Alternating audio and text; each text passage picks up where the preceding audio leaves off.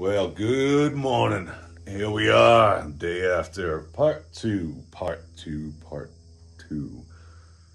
Second part of the Bowie knife video. Well, meat cleaver / Bowie knife. So,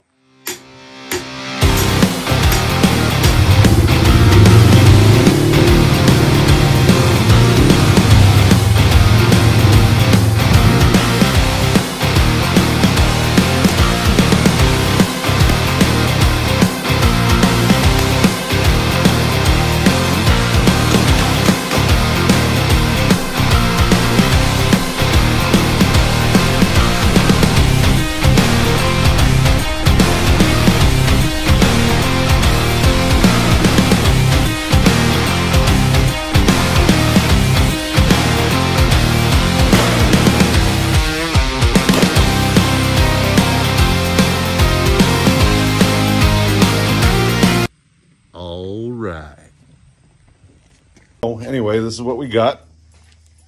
Cooled down nicely overnight. Still in the rough. I haven't done anything to it yet. Just basically kept it au naturel until I started grinding on it today. So, let's see what we got. Alrighty, let's start grinding. Grab this guy over here. And we are going to go to town on this belt grinder right here. Give it a little bit of a, kind of a polished look inside of here. We might even do a fuller on the blade. I like to do them forge-wise rather than after the fact, but we'll see how it's looking. So now, basically, it's going to run this way.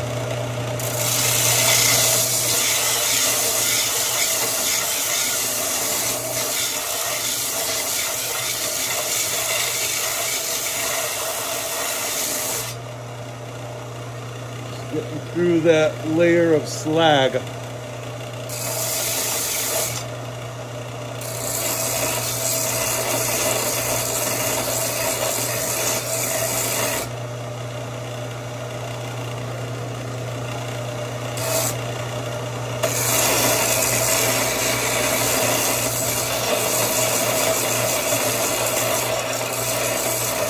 Trying to get some of that inner steel to kind of come out a little bit.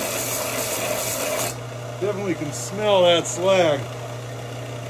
As you see though, I kind of like to orient the grain this way on the body of the knife and this way for the bevel.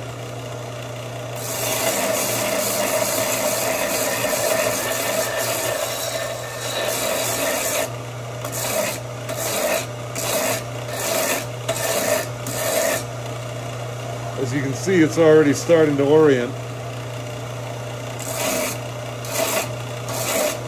So, I'm going to keep working on this. Kind of spare you the boring parts, you know, but I will come back when I get a nice side on this. Well, continuing on, this is what we got so far. Starting to look a little bit more like a knife, huh? Haven't hit the bevel at all yet, but I've done the spine. I've done the clip. And a little bit of the ricasso here. Pablo Ricasso. Anyway, going on. Basically, been going in this type of a fashion. Keeping that theme going. Kind of polish up the sides a bit. Polish up the sides. Some of these hammer marks, like I was saying last night in the part 1 video, I like to maintain a hand forged type of look. Because you're not buying a knife made by a robot. Buying a hand forged unit. So, imperfections are what kind of give it its uniqueness. But I kind of like the finish that it gives. It's not quite polished, not quite smooth, but it's definitely not bad. So, I'm going to go back over the spine a little bit. Knock down the edges a little bit. And now on that clip point, we're going to kind of go in like that. Soften up the edges on that clip point a little bit. So, kind of gives it that type of effect. so it's not jagged, angular edges. Haven't touched the bevel yet though. That'll be a whole different process. So I'm going to continue with the side polishing on the good old belt sander here. And also where it's splayed out the edge right here. Obviously that's not perfect, so I'm going to give it one of these guys. As soon as you can't see light in between the belt and the blade as it touches, you'll know you're pretty close to flat. Or you can also feel it as you're going down the edge there. But you can also see where that slag still remains. Just trying to get this surface as flat as possible.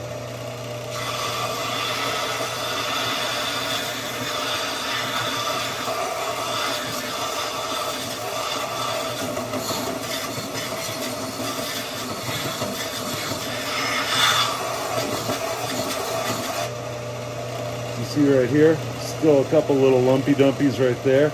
This part's almost perfect, but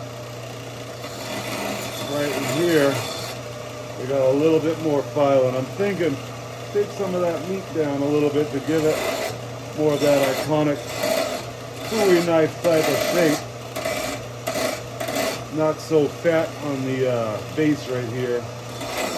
So, I'm going to keep chipping away at it, see where we land. Getting close, getting close. So, I'll come grab you when that's at a good point. So, I'm going to take this down a little bit on the wheel here.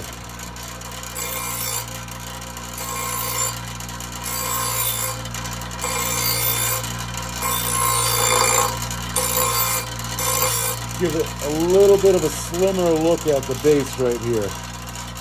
Not by much, because this is going to couple as a meat cleaver as well, so you want to have a little bit of that width going for it. But just to trim her down a little bit. Now I can also start working on that bevel, either on the belt or on this guy right here. This guy does a pretty good job as far as orienting the grain and giving a nice polished look. So let's give it a go, see how it goes.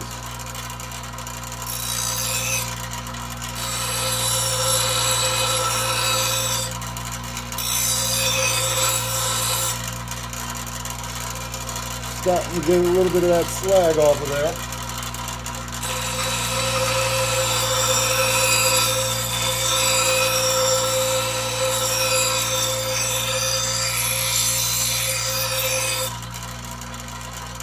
If I continue that, it ought to give me a nice looking blade. A lot of times what guys will do is put some ink on the edge right here and use a caliper or something like that to scratch in a reference point. A lot of my blades I do by eye. I know it's not an exact science, but it gets the job done.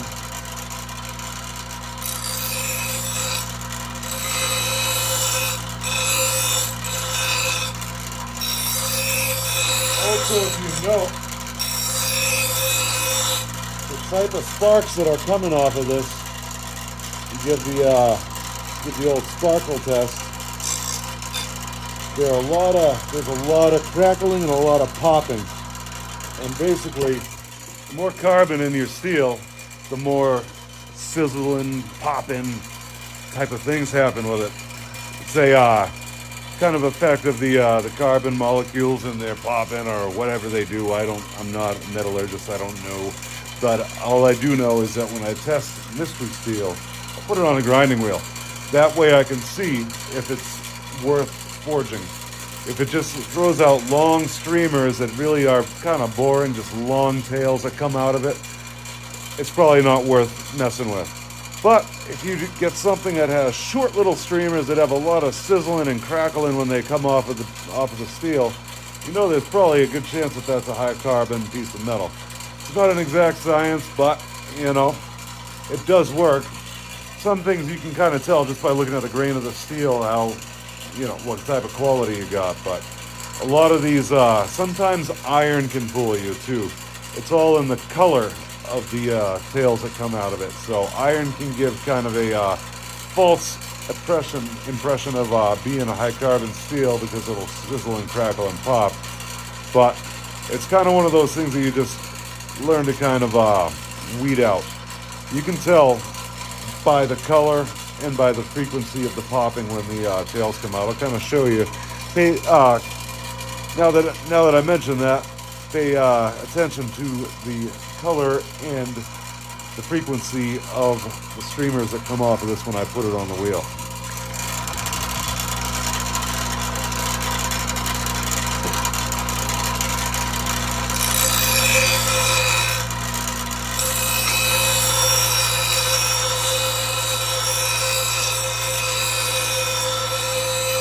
Notice it looks a lot like a fireworks display. You got a lot of popping and a lot of things going on. So this, already known because it's a piece of spring stock, that it is pretty decent steel. And I have made several knives out of the same stuff, the same springs out of the same car. And they've proven to be pretty decent blades. They hold an edge well and they sharpen up well. But a lot of that lies in the temper. So if you don't get the temper right, it doesn't matter what kind of steel you got. It's not going to hold an edge, or it's not going to do what you want it to do. So the temper is something we're going to touch upon probably in part 3, or maybe later on in part 2. So I'm going to keep on going and see how this turns out. Now we are going to try the belt grinder as well. This little guy right here. Actually, size isn't everything. This little guy actually gets the job done quite well, might I add. So I put a little bit of a polish on, or I don't really call it a polish, but a little bit of a slag removal with the wheel. Now I'm gonna hit it with the belt and see how we're looking.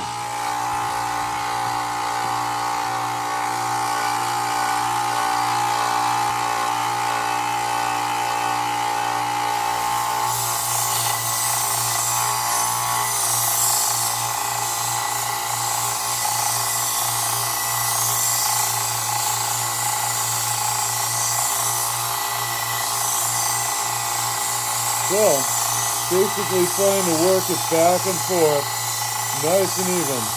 You don't want to dwell in one spot too much. On thinner blades, you'll get a burn mark. On these, it'll just set you up for failure in the beginning. So, that's a pretty flat profile so far. As you see, it's starting to get a little bit of a bubble on there. A lot of times, these hammer marks in here, I like to leave them because it gives it kind of a interesting look, you know. Like I was saying, definitely not made by a machine, but I'll even throw in a picture or I'll show you guys my meat cleaver that I use in my own kitchen.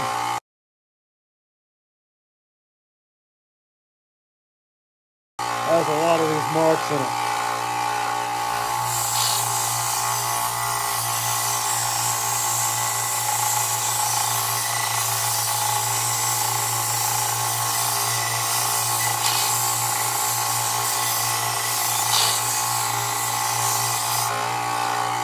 There you go, see that? Now you want to make sure you come at it on the other side in the same type of fashion. But you know, keep working at it and working at it. You can see the double tap on here. I hit that bevel last night. This side's a lot flatter. But I'm going to do the same thing, reel, belt, until we get a nice bevel on here and we get something that's just about sharpenable. And then we're going to see Mr. Volcano again.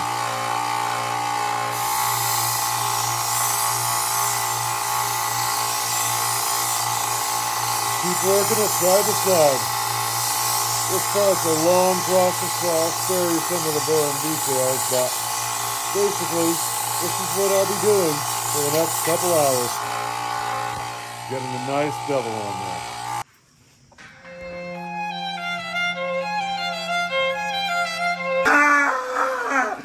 Anyway, now that I got that out of my system, we are putting in the bevel, kind of trying to make it a little concave.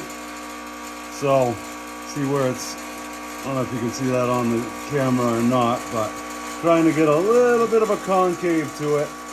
And then I'm going to do that same thing on this side. So this is the side I'm working on right now. So, it's tough to keep it just right, but you got the wheel for that purpose. So, bring it up to the wheel. And go side to side.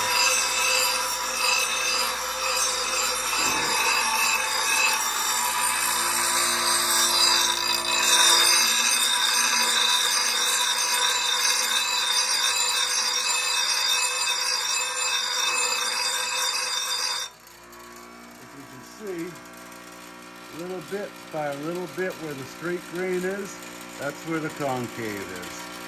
You don't want it absolutely concave like a kitchen knife, like a chef's knife would be, because it's a heavy chopper. And if you have a really narrow blade, nice and razor sharp on a chopper, bad things happen.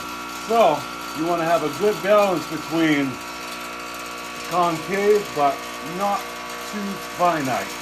So something that's going to be hardy enough to chop with, but sharp enough to slice with. So that's what we're trying to accomplish here. And now, as you're going, you want to make sure you look right at that profile and see which side bells out, where you have the imperfections. Alright, so as you see, it's got pretty even right now, except for a couple little bump outs here and there. So that is what I'm going to try to eliminate right now, but otherwise it's pretty even.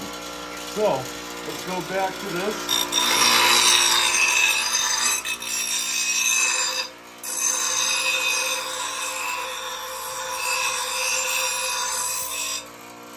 And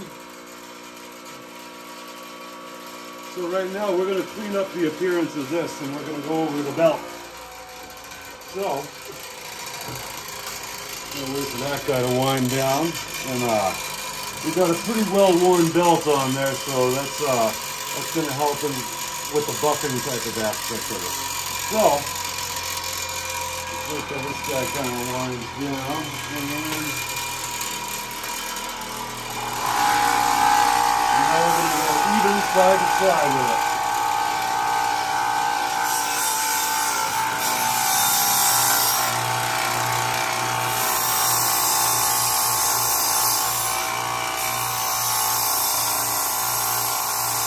Like that.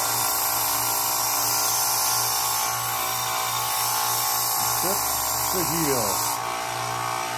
And as you see, it's going to start cleaning up a lot of this chatter right there.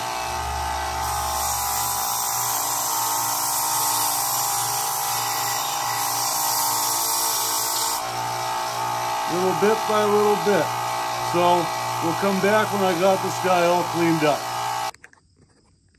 Well, now that we've touched it up on the belt, giving it a little bit, didn't want to take out all those little tool marks because, like I said, I like the hammer strikes right there. So we're going to do a fuller. Now, normally it's better to forge these in, but I am down a fuller tool right now. So grinding it is the way we're doing it now. So we're just going to bring it across here, very, very careful, and right about there, and right about there. So it's only about that long. So this could either make it or destroy it.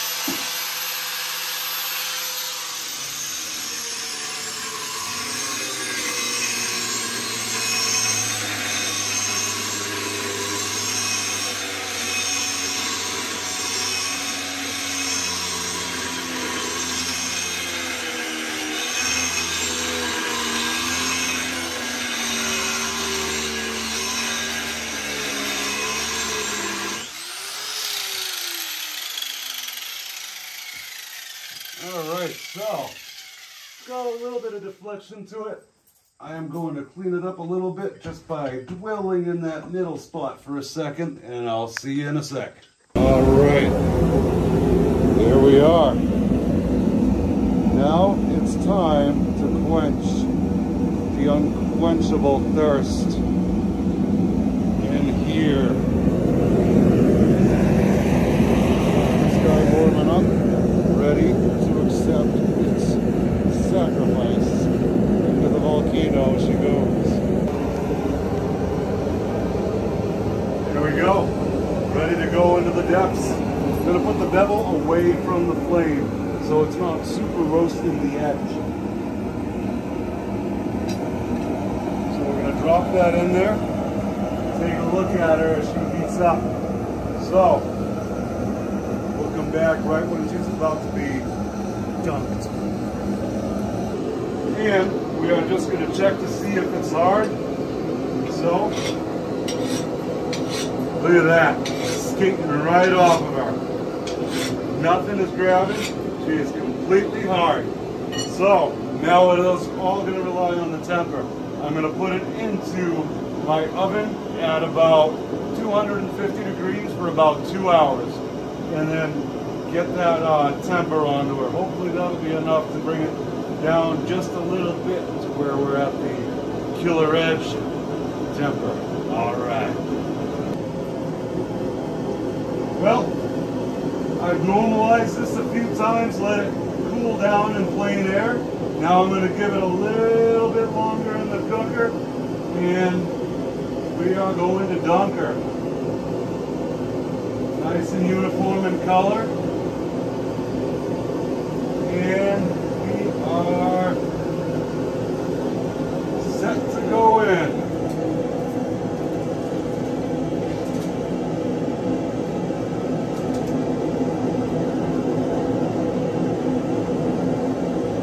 There we go.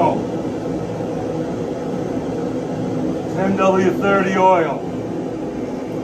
Like I said, I normalized it a few times before I did the quench, which just set it down there, let it do its thing. Now, it should be nice and cool.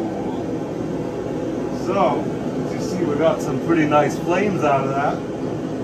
But, we're going to catch up with you next time when we do the handle material and the hilt and the pommel. So, see you next time on the Skull Ranch.